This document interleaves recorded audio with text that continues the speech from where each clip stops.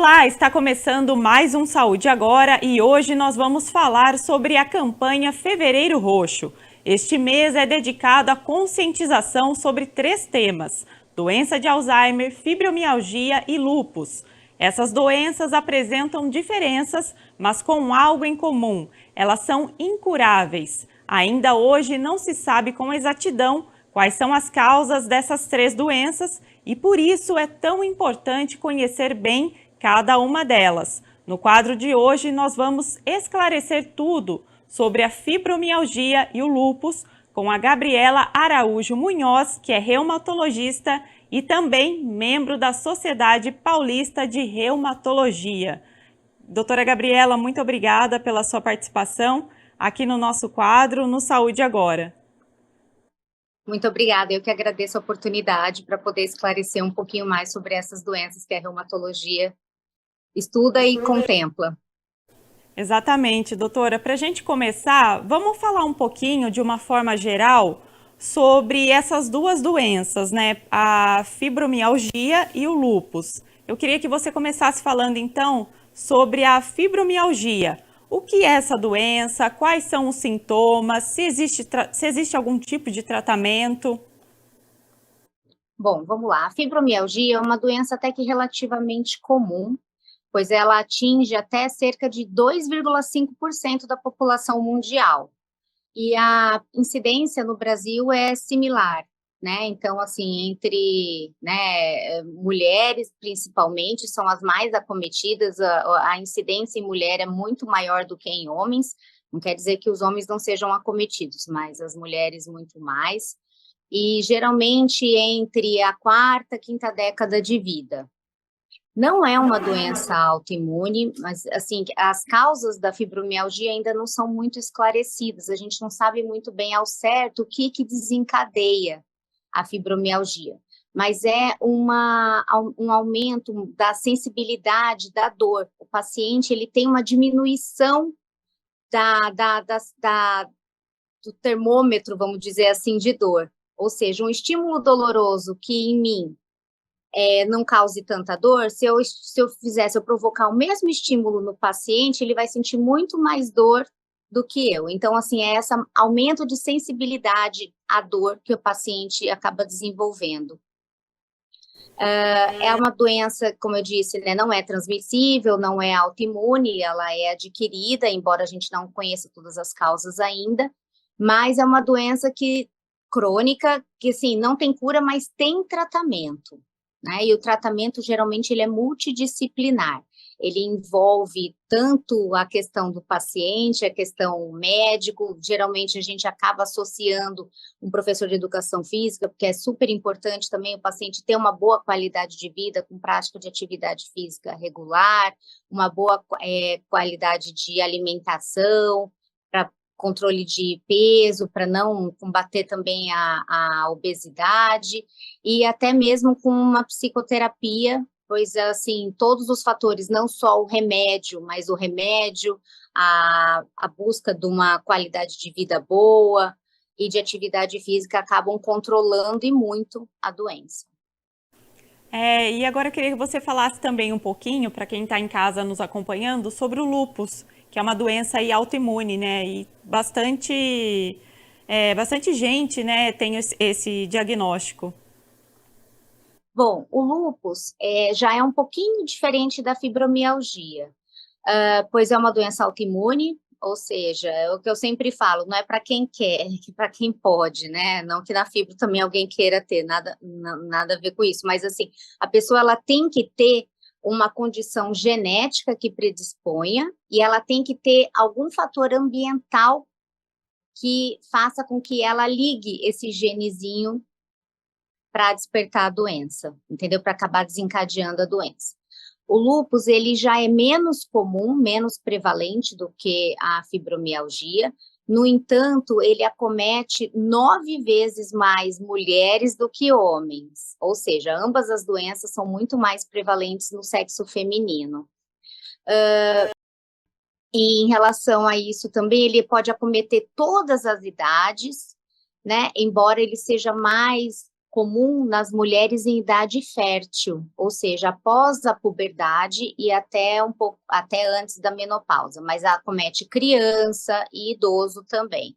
Mas é porque que ela é mais comum na mulher, principalmente na mulher e na idade fértil? Porque o estrogênio é um dos grandes gatilhos para desencadear a doença. Ele está implicado na fisiopatologia da doença.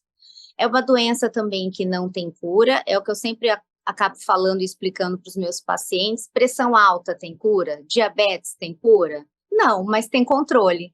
Então, se você fizer um bom controle da doença, se você fizer primeiro, tiver uma boa consciência, né, estudar a doença, né, e com isso você tem a consciência do que pode causar, o que pode piorar, o que pode melhorar, né, e fazer hábitos de vida saudáveis, evitar a exposição ao sol e fazer o regular acompanhamento com seu reumatologista, fazendo o tratamento, você consegue sim ter um bom controle da doença e viver independentemente disso. Doutora, eu queria que você falasse um pouquinho da importância do diagnóstico precoce para esses casos.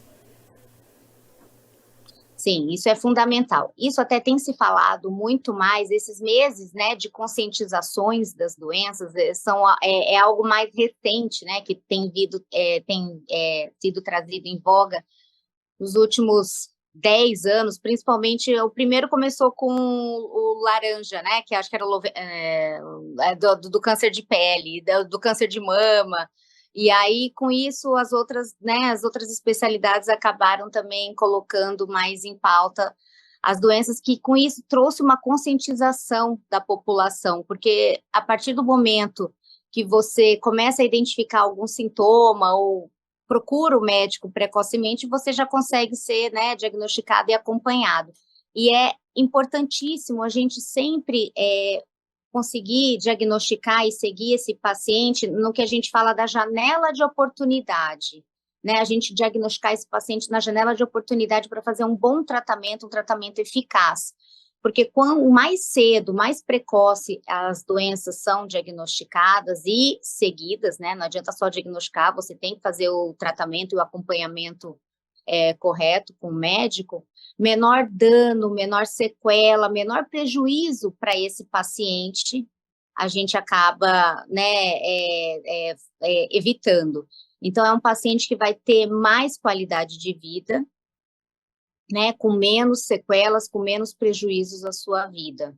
E uma mais rápida, uma maior pronta recuperação e restabelecimento à vida, né, para o trabalho, para a família e para o cotidiano. Doutora Gabriela, a gente está falando do mês, né, do Fevereiro Roxo. Eu queria saber de você, como especialista, qual que é a importância de ter nesse mês essa conscientização para essas doenças, né, para a população que está acompanhando aqui o nosso quadro. Não, é de suma importância, porque é isso que que eu te falei, assim, tanto a fibromialgia quanto o lúpus são doenças que têm uma alta morbidade, ou seja, né, impactam de uma maneira muito negativa na produtividade do paciente, no relacionamento com a família, com a sociedade, acaba até gerando custos de saúde, né? No caso, por exemplo, o lúpus, né, que pode ter acometimentos até mais graves, porque é uma doença muito sistêmica, que pode acometer rim, sistema nervoso central, então pode gerar internações, né, e o fato de você ter um pronto diagnóstico, você divulgar amplamente a doença, você faz com que as pessoas procurem de uma maneira mais precoce atendimento, nem que seja para rastreio, porque muitas vezes não é, você acha que pode ter alguma intolerância ao sol, uma queda de cabelo, e aí com isso você eu já escutei falar que tem uma doença que faz isso, que faz lesão de pele com sol, que pode fazer queda de cabelo, afta na boca, artrite, né, nas juntas, e você já procurar precocemente, porque um dos problemas que a gente vê nas doenças reumatológicas é que geralmente os pacientes eles demoram bastante para chegar até nós. E com isso já são pacientes que já chegam já com muitas queixas, com muitos sintomas, e aí a gente tem que entrar de uma maneira mais agressiva até no tratamento, sendo que se a gente já conscientiza as pessoas e elas procuram mais precocemente o acompanhamento médico, a gente consegue amortizar isso. Exatamente, doutora. Eu queria que você falasse agora um pouco sobre o tratamento para cada uma dessas doenças. É com medicação? Existem outras alternativas com alimentação, atividade física? Como que isso funciona? Bom, vamos lá. De uma maneira geral, ambas as doenças, o tratamento é multidisciplinar. Quando eu falo multidisciplinar, envolve várias profissões e várias disciplinas mesmo, né? Então, assim, vários profissionais. Principalmente, a gente tem que conscientizar o paciente. A primeira questão e a mais importante, o pilar, né, fundamental disso, é em relação à conscientização sobre a doença do paciente. Dito isso, em relação à fibromialgia, por exemplo, né, vamos começar separado. A fibromialgia, ela é uma doença, como eu já disse, que você tem maior sensibilidade à dor, tudo. Então, o paciente já ciente disso, ele vai evitar gatilhos que podem fazer com que ele se exponha, né, às crises de dor. Ele vai procurar, assim, ter uma alimentação mais saudável, porque se ele ganhar peso, acaba sobrecarregando ainda mais as articulações, com isso ele vai ter mais dor.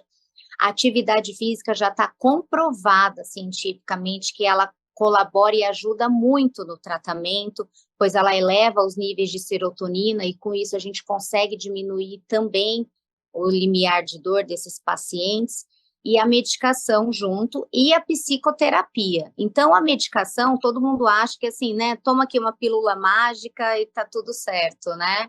Só isso. Se fosse assim, tava, né, simples, mas não é, muito mais do que isso. Tanto que a medicação, ela é por um tempo determinado, entendeu? É para tirar o paciente da crise. Depois que ele está salvo da crise, ele tem que manter o tratamento com a medicação, com as terapias não farmacológicas, que é a atividade física, hábitos de vida saudáveis e a psicoterapia em muitos casos.